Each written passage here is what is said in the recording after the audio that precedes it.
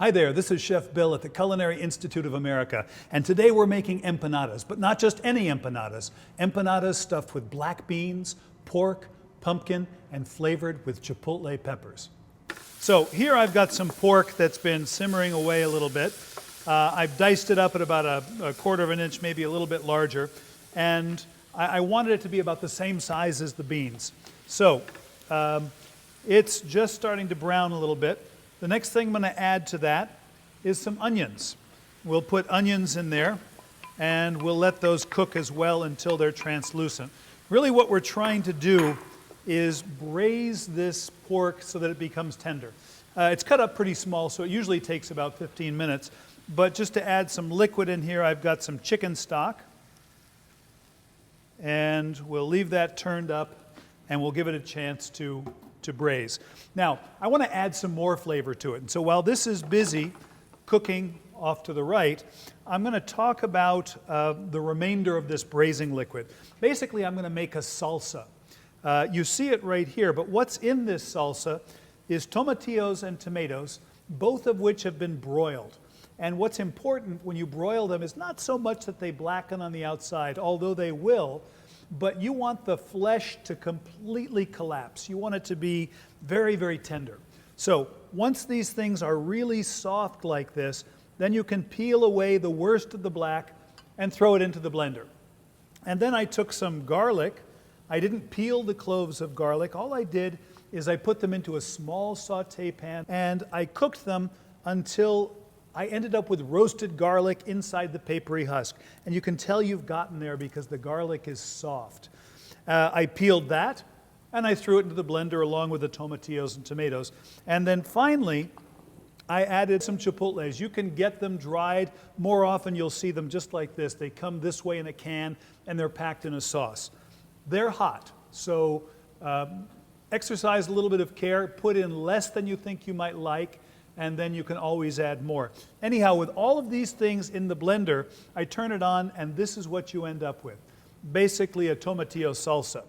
And we're going to take that salsa, and we'll add it right to the pork. And we'll continue to cook this until the pork is tender and the liquid is reduced. If the pork is not tender but it's starting to go dry, you can always add a little bit more water. Towards the end, and I'm going to speed things up here a little bit, but towards the end, I take pumpkin or butternut squash. This is actually kabocha squash. And I add it in here.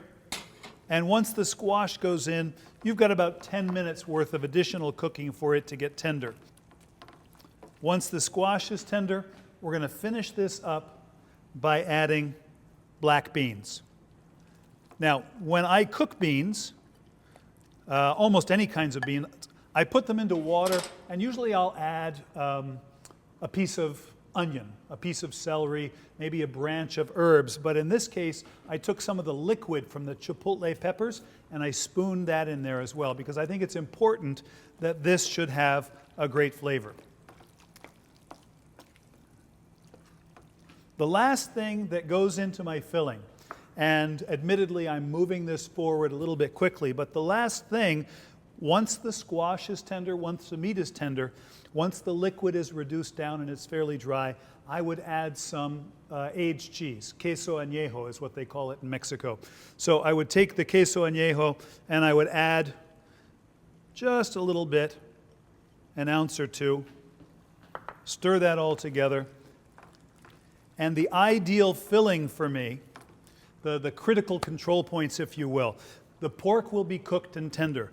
The squash will be cooked and tender. It'll be nicely and aggressively seasoned. And then finally, it'll be cooked long enough that there's not a lot of extra moisture. If you look over here, I've got some filling. I made this yesterday, and so you can see there's not a lot of extra liquid in there. You can see the beans, the squash is distinct, everything is tender, and it's seasoned and full flavored. So with our filling done and nice and cool, not too wet, I've got some dough here. This is basically a pie dough, 3-2-1 pie dough. The only thing that I did is I added egg as a part of the liquid as well. So this is about 3 cups of flour, it's about 6 ounces of butter, and then I added an egg and a little bit of water just until it held together. I rolled it out a little bit less than 1/8 of an inch thick and cut it out into rounds. This is egg wash, basically an egg beaten with about a teaspoon of water, and I want to moisten the edges.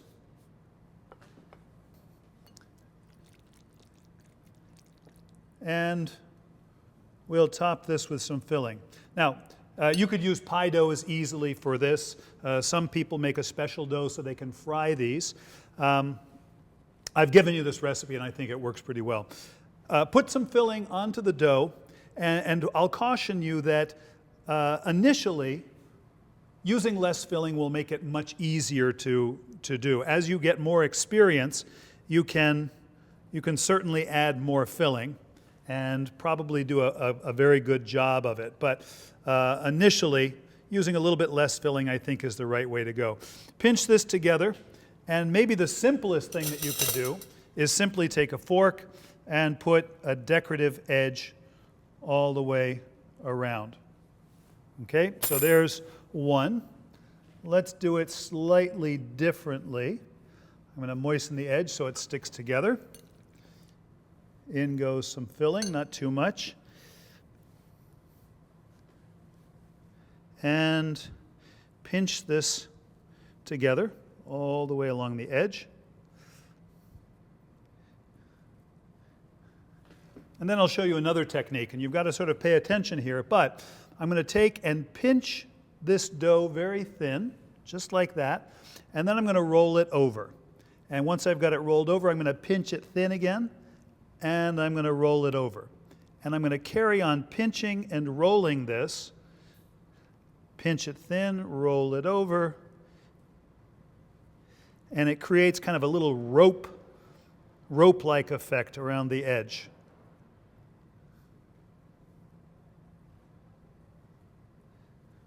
Once you get the hang of it, it goes very, very quickly.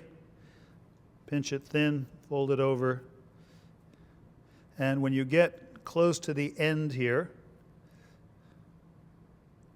I'll pinch it thin and then just fold it under. Once these are made, you can refrigerate them, or they could even be frozen, and you take them out and bake them as you need them, rather than making them fresh every time you want empanadas. What I would do is I would freeze them on a cookie sheet. Once they're frozen, then I would take them off and put them into a bag. So at this point, the empanadas are there. Before they get baked in the oven at about 400 degrees, I'm going to brush them on the outside with some more egg wash. That'll help them brown and give them a nice shine.